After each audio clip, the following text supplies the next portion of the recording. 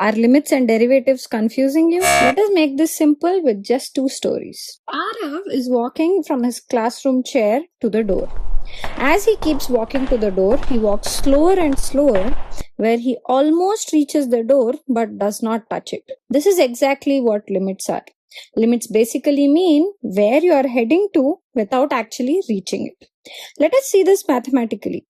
If we take a function which says y is equal to x square and plot the graph for it and write the different values of x and y, we would see that at different values of x, we get the following values of y. Now, when I try to see what happens as I keep increasing or reaching to the value of 2, I can see that my value of y is almost reaching to the value of 4. So, the limit x tends to 2 for x square becomes 4. Limit is all about where you are heading to. Limits mean getting closer and closer to the value without necessarily reaching it. So this is what limits are. Now, the story number 2 to understand derivatives. Let's say you're cycling on a straight road, and if someone asks you, what is your speed exactly at 2 seconds? How would you find that out?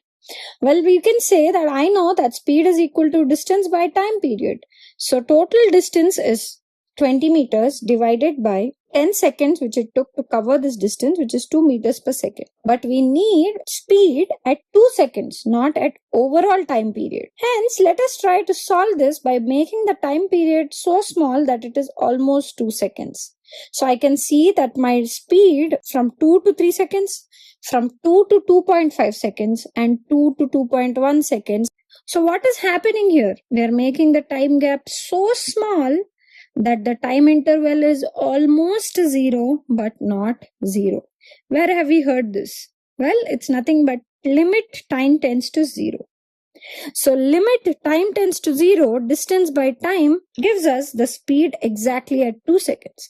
Well, this is the beginning of calculus where this entire limit equation can be written as derivative, which is the rate of change in a very, very small period.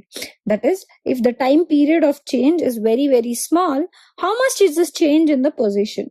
So in this case, ds by dt, where s is the distance traveled and t is the time period, and if we do the derivative of this, we get the speed at 2 seconds. There are some standard formulas of derivatives, that is, derivative of a constant is always 0 and derivative of x to the power n is nx to the power of n minus 1. So let us solve this question that we were seeing. If the distance depends on time with the following equation, that is 3t square plus 4, then the speed at 2 seconds, differentiating 3t square plus 4 with respect to t, gives rise to 60.